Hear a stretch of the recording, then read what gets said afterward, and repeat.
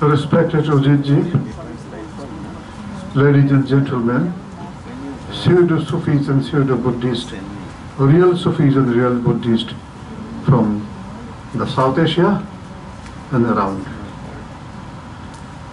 This is a very small session, I guess. Including me, there are 4 speakers. First one is Kaushalya Kumara Singhe from Sri Lanka. Second one is Nagina Yari from Afghanistan, and the last is me. I request Mr. Kaushalya Kumara Singhe from Sri Lanka to come on dais.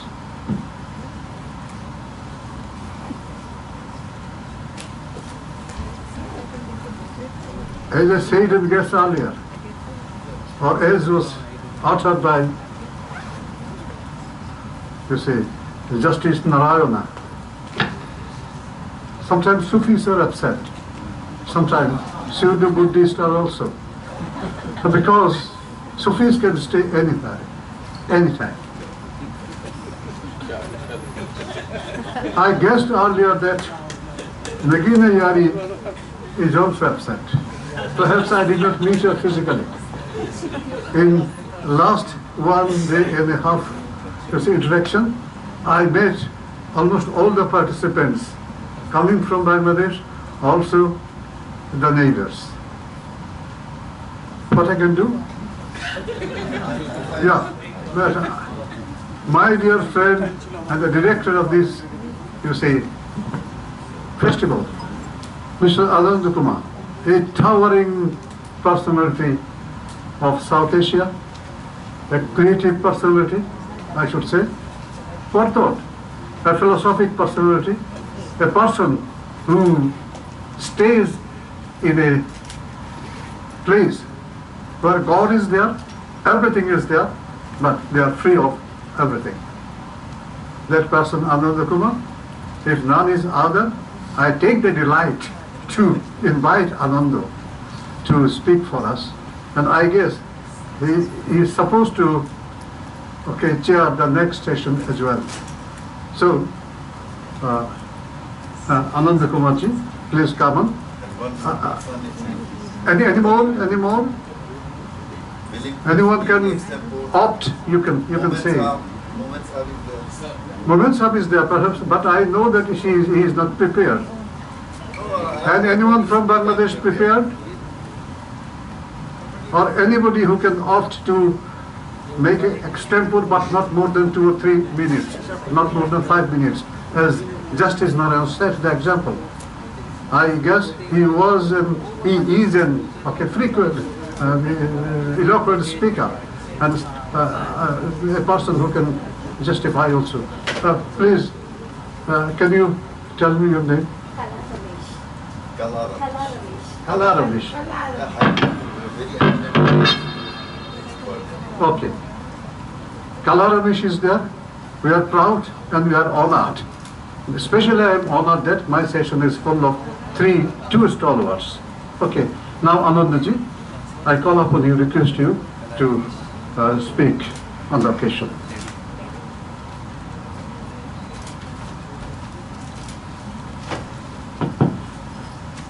Thank you, Professor Huda. And I am not very well prepared for this kind of situation. So I will just like to read my introduction, of my translation to Padmavat. I am translating Padmavat. I have written a little introduction, and that I like to read. And you'll find that either in Sufi poetry or love poetry or any kind of spiritual poetry or spiritual writing, you will find that the love is a metaphor of spirituality, and erotic pleasure is the most conceivable representation of ecstasy of divine proportion. Intercourse is the metaphor for the union of man with the divine. More evocative the eroticism, tighter is the hug of man with the divine. And this is so in Sufi and other spiritual literature of love. Now I'll give you a little introduction about Malik Muhammad Jaisi. Malik Muhammad Jaisi was, he was born in 1464 after the death of Christ, and he died in 1542, and in 1541 he published his famous epic Padmavat. You must have heard about, the movie Padmavati and so much of the controversy. Malik Muhammad Jaisi was a poet scholar of Arab descent and was born 139 years after Amir Khusro, and he was chronicler of Alauddin Khilji's siege of Chittor and the site of Hindu-Islamic strife in Jaisi's Padmavat. Kabir was born before him, but both shared a common lifespan of about 54 years. Kabir had his share of fame much before Jaisi wrote Padmavat, and Grierson and Dwivedi believe that Jaisi was deeply influenced by Kabir. His North Indian contemporaries were Guru Nanak Dev, Surdas, Goswami Tulsidas and Mirabai. So they shared common lifespan, and I am not certain whether they knew each other or not, or they heard about each other or not. And Goswami Tulsidas wrote his Avdi magnum opus Ramcharitmanas 34 years after Padmavat. So the Padmavat preceded by say about 34 years Ramcharitmanas of Tulsidas in similar meter, and later canonized by poet Keshav Das according to Grierson. It's quite cool here.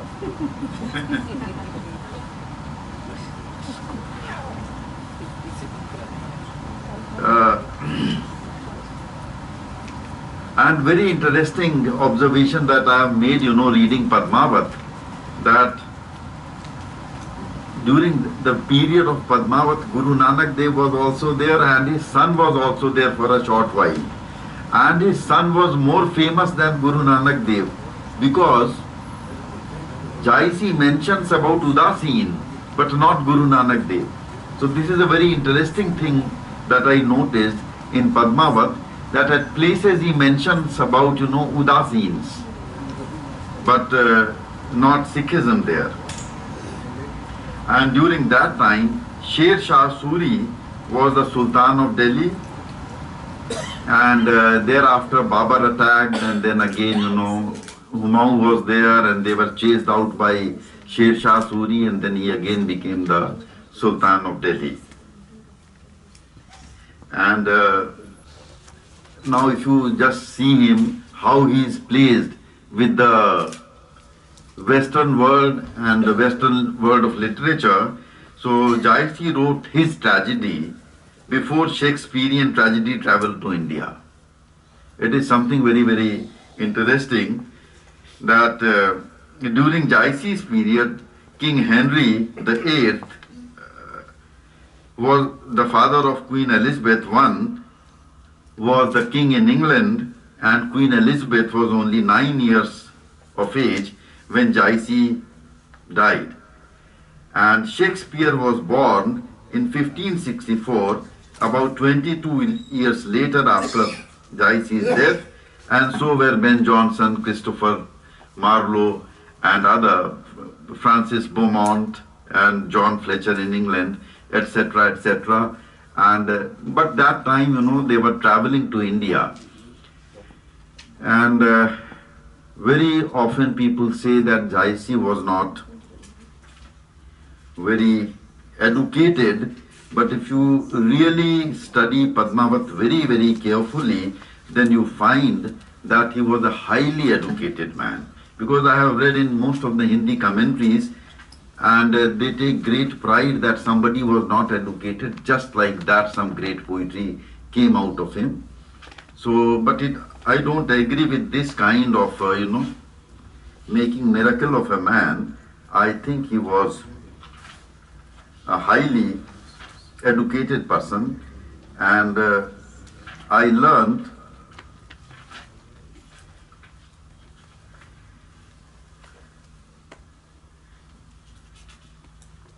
that he was, and from Padmavat I learned about his educational background, and he speaks about his 4 close friends, and those 4 friends were master of 14 wisdoms, and all the 4, including Jaisi, had learned. The 14 wisdoms refer to the Vedas, 6 Vedangas, Puranas, Mimansas, Nyaya, and Dharma Shastras, the theology and ethics, and various kind of things. Of course, Islam also he had studied. So he was a widely read man, as he himself says that all the 4 friends were great scholars of 14 wisdoms. And also he is able to, he brings out very remote stories and in correct historical perspective, including, if you date from Jaisi. So he had a good idea about the history, and mind you, history was no subject to those days. History was not taught in schools, and schools were not there, and these kind of universities were not there, but he had a great sense of history, and he could locate in his Padmavat where what event happened when. And only oral traditions were there. In a verse that is number 73, he accurately mentions the enmity of King Vikramaditya, born before Christ, with the Shakas, the Scythians. So he had, and nowadays in the modern history books you will find these kind of details, but even, on the basis of oral history, he was able to, collect the right information, and it is put in Padmavat. So my regard for Jaisi goes very high, and I am very convinced that he was a scholar of high repute. So whenever my 10 minutes is over, you tell me. Whenever. And reading Padmavati, and also he was widely travelled scholar. He had described almost all current states of India. Then he names Kashmir, Gujarat, Telangana, Odisha, and regions of Thadda in Sindh, Kamrup, Kumaon, Khasi Hills also. Today if we know it's no wonder, but a person who's supposed to have only lived in a remote village of Uttar Pradesh, when he is describing all these things, so that means he was not only localized, and he was a widely travelled man. And he also talks about the Himalayas, Setu Bandha of Rameswaram also. He talks about that bridge, and so many things, and all these are described in verse 498. And then he describes about the different foods of Gujarat and different states of India, which is very astounding. And also the sari is made in, say, Chanderi and all these kind of regions. He mentions in great detail. And even dances of Gujarat, etc., they find reflection in Malik Muhammad Jaisi's Padmavat. So, going through all this, I conclude, unlike, many Hindi scholars who have always, said that he was an, uneducated man, and a poor old man confined to his village, and it was just the divine grace that, through which similar stories they make about Surdas, that he was born blind, but by divine grace he could write such beautiful verses and give them music. So, well, divine grace, I don't dispute about that, but looking at these things, I am very sure that he was a highly educated person, and he was a widely travelled man, and he had moved he's supposed to be a very poor man, died at the age of 80s, and a heartbroken man because all his children died in a roof collapse, etc.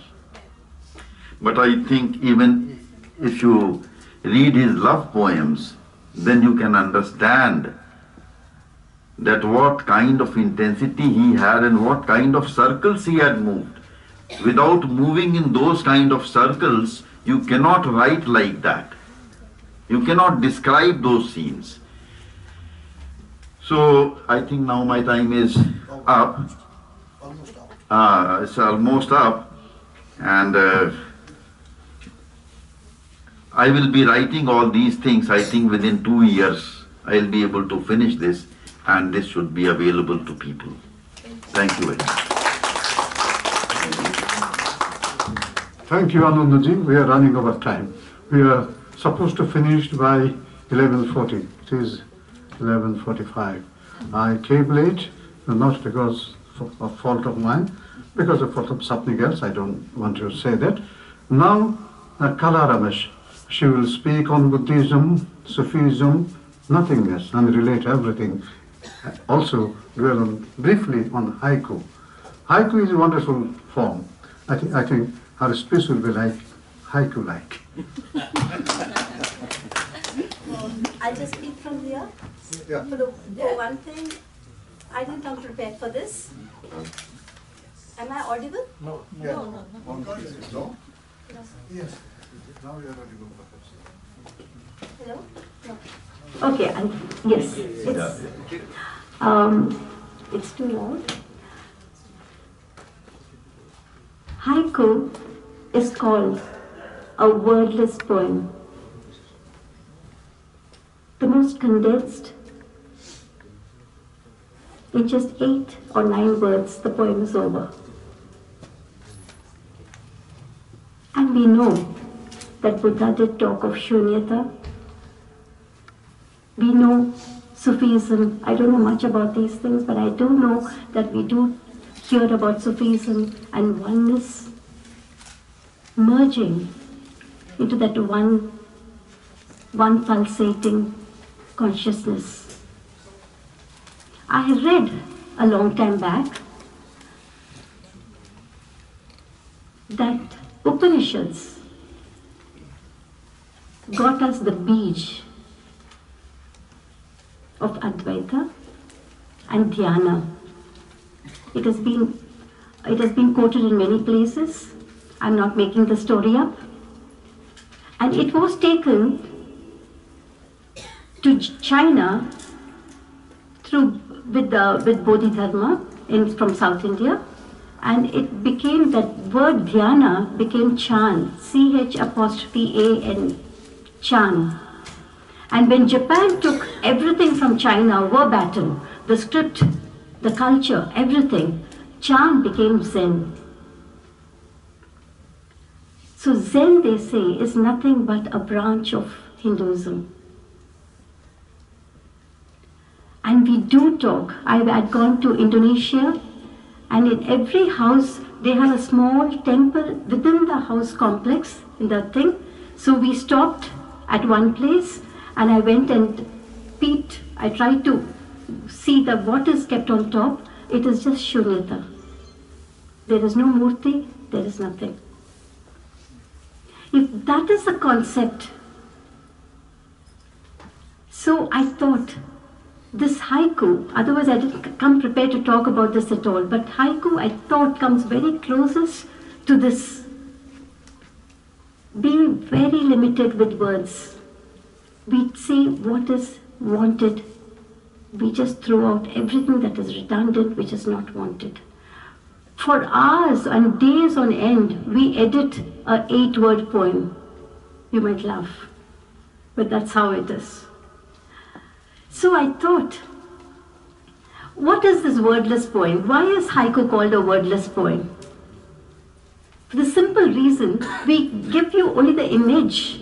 We don't use bombastic words. We don't use words that you have to run to the Google or run to the dictionary. The words are what a first-standard child would know. I tell my students, I teach at Symbiosis International University for undergrads, and for the Katha Utsav for CBSE students, I tell them, think like a baby, think like a child of first standard. We don't need huge words there. We don't need complicated thoughts over there.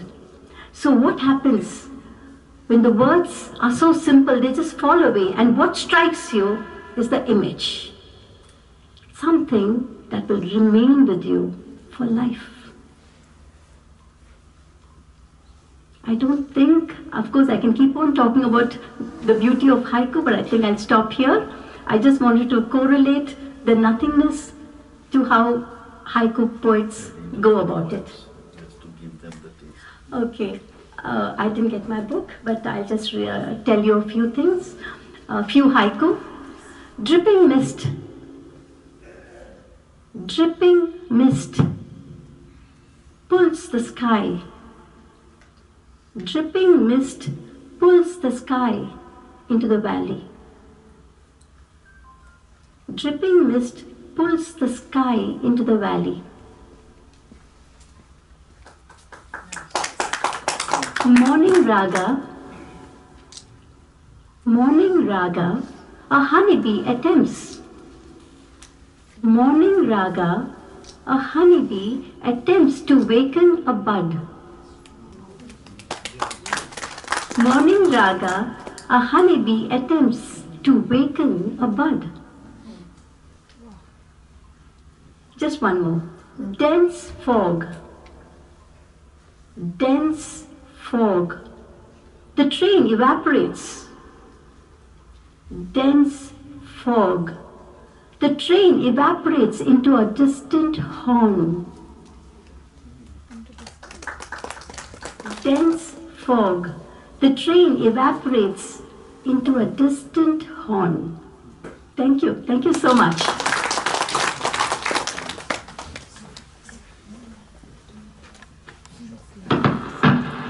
Most amazing, wordless, pictureless, but full of wisdom. We picturize it. I have a long poem, very long, on Sufism, Buddhism, existentialism, and everything. But now I am undone. In 2 or 3 minutes' time, I have to stop. Why go on? Break the chain if there is one. How to break if there is none? This is not haiku, longer than haiku. Okay? So I tried to write this way.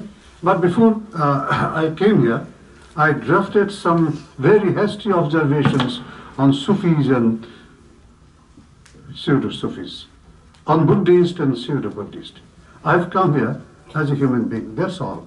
I've come here to say something on Sufism or Buddhism, that's also all. But to become a perfect human being, perhaps you need to follow the way of life that you have chosen, not the rituals. When you say about Sufism, we don't say about any religion, because Sufism started where from, there is a debate, but I know it is from Islam, okay? It is from Tawheed, divine unity. If I say about divine unity, it is, okay, it includes me also, everyone. So divine unity includes everything. I don't know whether the rituals of Islam include everybody or not. Sufism is something like this haiku essence.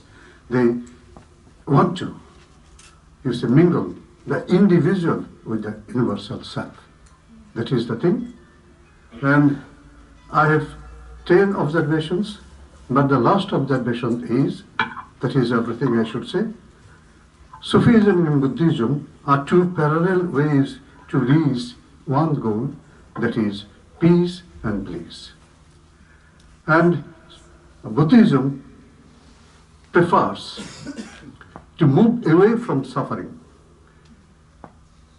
and Sufism prefers to delve into suffering. So this is two ways of getting out of suffering. getting out of sorrow and reaching God or omnipotent or the universal self, where you will get your salvation. I believe that every moment we are passing through this kind of, transformation.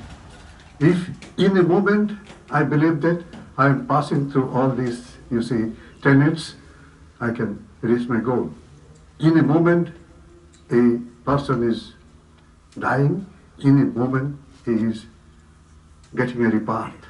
So, birth, rebirth, movement, everything I can say equate with Sartre's, existentialism, or Derrida's thing under eraser. We are everybody, thing under eraser, and it is not a new finding, I should say.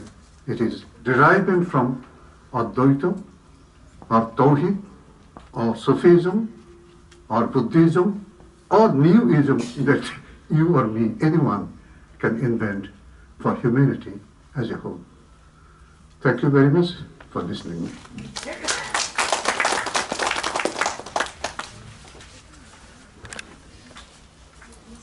Okay, this session is over.